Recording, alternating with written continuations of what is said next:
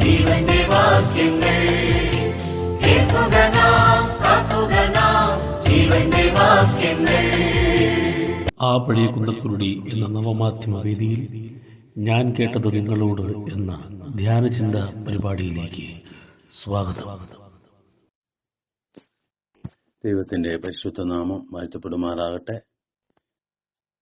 ഈ പ്രഭാതത്തിൽ ഈ നവമാധ്യമത്തിൽ കൂടി എന്നെ ശ്രദ്ധിക്കുന്ന എല്ലാ പ്രിയപ്പെട്ടവർക്കും കർത്താവായ യേശുക്രിസ്തുവിന്റെ നാമത്തിൽ സ്നേഹവന്ദനം ആദ്യമായിട്ട് അറിയിക്കുന്നു. ഇന്നത്തെ ധ്യാനചിന്തയോടുള്ള ബന്ധത്തിൽ എസ്രയുടെ പുസ്തകം 8-ാം അധ്യായം അതിന്റെ 31-32 വാക്യങ്ങൾ വായിക്കാം. യെരുശലേമിന് പോകുവാൻ ഞങ്ങൾ 1-ാം മാസം 12-ാം തീയതി അഹവ ആറ്റിങ്കൽ നിന്ന് പുറപ്പെട്ടു.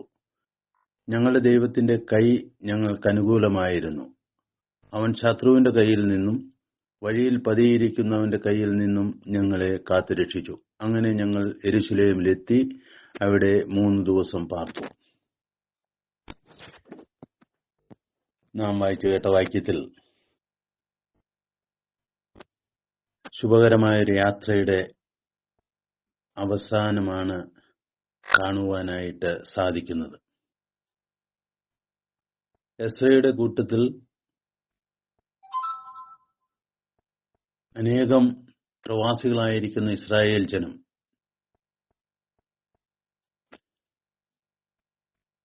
യെരുശലേമിലേക്ക് മടങ്ങിപ്പോകുന്ന ഒരു യാത്രയാണ് നമുക്കിവിടെ കാണുവാനായിട്ട് സാധിക്കുന്നത്. ഇസ്രായേലിന്റെ അകത്യത്തിന്റെ ഫലമായി ദൈവം അവരെ പ്രവാസത്തിലേക്ക് വിടുകയും പ്രവാസത്തിന് ശേഷം 2ാം ഘട്ടമായി കടന്നുപോകുന്ന ജനം എസ്ര അതിന് നേതൃത്വം കൊടുക്കുവാനായിട്ട് ഇടയായിത്തീരുന്നത് നമുക്ക് കാണുവാനായിട്ട് സാധിക്കും.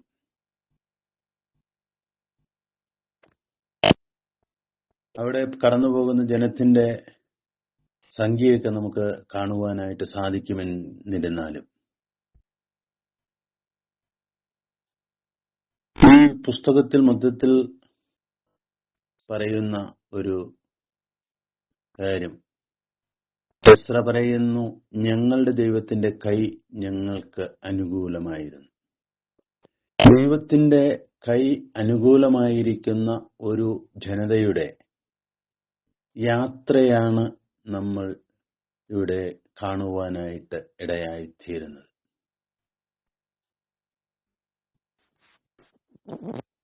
ഒന്നാമതായിട്ട് അവർ യാത്രയ്ക്കായിട്ട് ഒരുങ്ങുകയാണ്.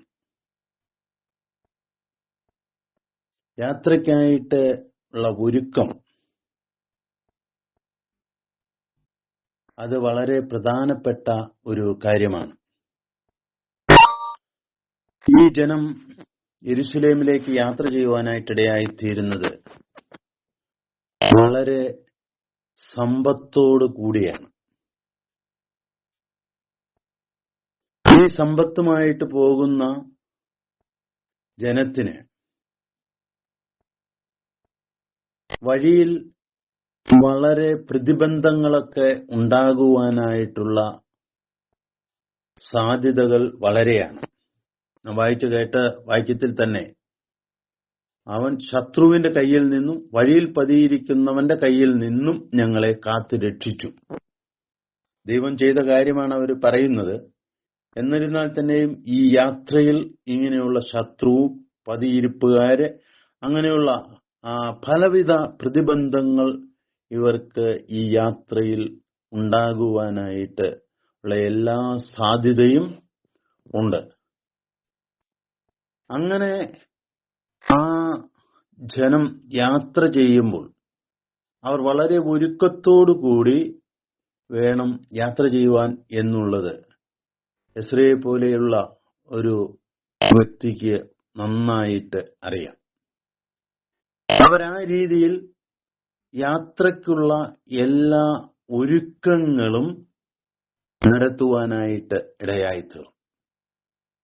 അങ്ങനെ അവർ ഒരുക്കത്തോടു കൂടിയാണ് യാത്ര ചെയ്യുവാനായിട്ടിടയായിത്തീരുന്നത്. നമ്മളും ഒരു യാത്ര പോകുമ്പോൾ ആ യാത്രയുടെ സ്വഭാവം അനുസരിച്ചുള്ള ഒരുക്കങ്ങൾ നടത്തിയാണ് നാം യാത്ര ആരംഭിക്കുവാനായിട്ട് ഇടയായിത്തീരുന്നത്. ഈ യാത്രയുടെ ഒരുക്കത്തിൽ എസ്ര ചെയ്ത 1-2 കാര്യങ്ങൾ മാത്രം ഞാനൊന്ന് സൂചിപ്പിക്കുവാനായിട്ട് ആഗ്രഹിക്കുകയാണ്. ഒന്നാമതായിട്ട്, അവർ ദൈവജനമാണ്, ഞങ്ങളുടെ ദൈവം ആരാണ് എന്നുള്ള ആ ബോധ്യം, ആ ഉറപ്പ്, ആ ധൈര്യം എസ്രയ്ക്കും കൂടെയുള്ളവർക്കും ഉണ്ടായിരുന്നു. അവർ രാജാവിനോട്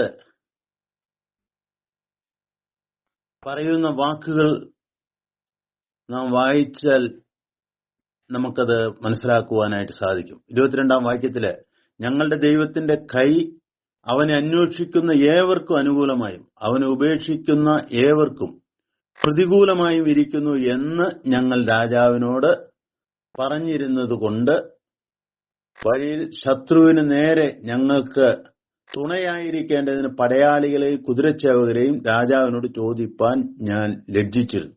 രാജാവിനോട് ചോദിച്ചാൽ പടയാളികള്, കുതിരച്ചേവകര്, ആ നിലയിൽ യാത്രയ്ക്ക് വേണ്ട മാനുഷികമായ എല്ലാ സംരക്ഷണവും എസ്രയ്ക്കും കൂട്ടർക്കും കൊടുക്കുവാൻ രാജാവ് സന്നദ്ധനാണ്. അത് ലഭിക്കുകയും ചെയ്യും. പക്ഷെ അത് ചോദിക്കുവാനായിട്ട് എസ്രയ്ക്ക് ലജ്ജയായിരുന്നു. കാരണം തന്റെ ദൈവം, അവന്റെ കൈ തന്നെ അന്വേഷിക്കുന്നവർക്ക് അനുകൂലമാണ്, ഉപേക്ഷിക്കുന്നവർക്ക് പ്രതികൂലവുമാണ് എന്നുള്ള ഉത്തമമായ ബോധ്യം എസ്രയ്ക്കും കൂടെയുള്ള ജനത്തിനും ഉണ്ടായിരുന്നു. അവരുടെ ദൈവം ആരാണ്? ഇസ്രായേലിന്റെ ദൈവം ആരാണ്? ആ കാര്യം അവർക്ക് വളരെ വ്യക്തമായിട്ട് അറിയാമായിരുന്നു. ആ അറിവ് അവരുടെ യാത്രയ്ക്കുള്ള ഒന്നാമത്തെ ഒരുക്കത്തിൽ നമുക്ക് കാണുവാനായിട്ട് സാധിക്കും. രണ്ടാമതായിട്ട്, ഈ ദൈവത്തിൽ ആശ്രയിക്കുന്ന എസ്രയെയും കൂട്ടരെയും നമുക്ക് കാണുവാനായിട്ട് സാധിക്കും. അവിടെ നമുക്ക് കാണുവാനായിട്ട് സാധിക്കുന്നത്, അവരൊരു ഉപവാസം പ്രസിദ്ധപ്പെടുത്തി അഹവ ആറ്റിന്റെ അരികിൽ വെച്ച്. എന്തിനു വേണ്ടിയിട്ടാണ്? അവർക്കൊരു ശുഭയാത്ര ലഭിക്കുവാനായിട്ട് ഇടയായിത്തീരണം. അതിനുവേണ്ടി അവർ അവരുടെ ദൈവത്തിൽ ആശ്രയിക്കുന്നത്, ആ ആശ്രയത്തിന് വേണ്ടിയിട്ടാണ് അവർ ഉപവാസം പ്രസിദ്ധപ്പെടുത്തുവാനായിട്ട് ഇടയായിത്തീരുന്നത്. മാനുഷികമായ എല്ലാ സംരക്ഷണവും ലഭിക്കുവാനുള്ള എല്ലാ സാധ്യതയുമുള്ള എസ്രയും കൂട്ടരും അതിലെല്ലാം അപ്പുറമായിട്ട് മാനുഷികമായ സുരക്ഷിതത്വത്തിന് വീഴ്ചകൾ ഉണ്ടാകാം. എന്നാൽ വീഴ്ചകളില്ലാത്ത ഏറ്റവും സുരക്ഷിതമായ യാത്ര നൽകുവാൻ കഴിയുന്ന ദൈവത്തിന്റെ കരങ്ങളിലേക്ക് അവർ തങ്ങളെ തന്നെ താഴ്ത്തി പരമേൽപ്പിച്ച് അവർ ആശ്രയത്തോടുകൂടി, ദൈവാശ്രയത്തോടുകൂടി യാത്ര ചെയ്യുന്നത് നമുക്ക് കാണുവാനായിട്ട് സാധിക്കും. നാം ഒരു യാത്ര പുറപ്പെടുമ്പോൾ നാം എത്രമാത്രം ആ യാത്രയ്ക്ക് വേണ്ടി ദൈവകരങ്ങളിൽ താണ് ആശ്രയത്തോടുകൂടി, ദൈവാശ്രയത്തോടുകൂടി കടന്നു പോകുന്നു എന്നുള്ളത് നാം ഒന്ന് ചിന്തിക്കുവാനായിട്ട് ആവശ്യമുണ്ട്. ഇങ്ങനെ അവർ ഒരുക്കത്തോടുകൂടി, ആശ്രയത്തോടുകൂടി, ദൈവത്തിന്റെ ആ ബലമുള്ള കൈയുടെ ശക്തി അറിഞ്ഞ് മനസ്സിലാക്കി അവനിൽ ആശ്രയിച്ച് യാത്ര ചെയ്യുന്ന ദൈവജനത്തെയാണ് നമുക്ക് ഇവിടെ കാണുവാനായിട്ട് സാധിക്കുന്നത്. അവർ അങ്ങനെ അഹവാറ്റിങ്കിൽ നിന്ന് അനേക സമ്പത്തുമായിട്ട് യാത്ര ആരംഭിക്കുകയും അവരെന്തിനു വേണ്ടി ദൈവത്തിൽ ആശ്രയിച്ചോ, ശുഭകരമായ യാത്രയ്ക്ക് വേണ്ടി അവർ ദൈവത്തിൽ ആശ്രയിക്കുവാനായിട്ടിടയായി തീർന്നവർ ശുഭകരമായിട്ട് യെരുശലേമിൽ എത്തിച്ചേരുന്ന മനോഹരമായ ചിത്രം നമുക്ക് കാണുവാനായിട്ട് സാധിക്കും. എന്നെ കേൾക്കുന്ന പ്രിയ ദൈവജനമേ, നമ്മുടെ ക്രിസ്തീയ ജീവിത യാത്രയിൽ നമ്മുടെ ദൈവത്തിന്റെ ശക്തി, അവന്റെ ബലം നാം എത്രമാത്രം മനസ്സിലാക്കിയിട്ടുണ്ട്, നാം എത്രമാത്രം അവനിൽ ആശ്രയിക്കുവാനായിട്ട് ഇടയായിത്തീരുന്നുണ്ട്. സങ്കീർത്തനക്കാരൻ പറയുന്നു, മനുഷ്യരിൽ ആശ്രയിക്കുന്നതിനേക്കാൾ യഹോവയിൽ ആശ്രയിക്കുന്നത് നല്ലത്, പ്രഭുക്കന്മാരിൽ ആശ്രയിക്കുന്നതിനേക്കാൾ യഹോവയിൽ ആശ്രയിക്കുന്നത് നല്ലത്. ഇവിടെ എസ്രയ്ക്ക് രാജാവിൽ ആശ്രയിക്കാമായിരുന്നു. രാജാവ് തന്റെ പടയാളികളെ കൊടുത്ത്, കുതിരച്ചേവകരെ കൊടുത്ത് തന്നാൽ ആവുന്ന സംരക്ഷണം കൊടുക്കുവാനായിട്ടിടയായിത്തീരും. എന്നാൽ അതിനെല്ലാം ഒരു പരിമിതിയുണ്ട്, വീഴ്ചകൾ സംഭവിക്കാം. എന്നാൽ വീഴ്ചകളില്ലാത്ത ഉന്നതനായ സർവശക്തനായ ഇസ്രായേലിന്റെ ദൈവത്തിൽ അവരാശ്രയിക്കുവാനായിട്ടിടയായിത്തീർന്നു.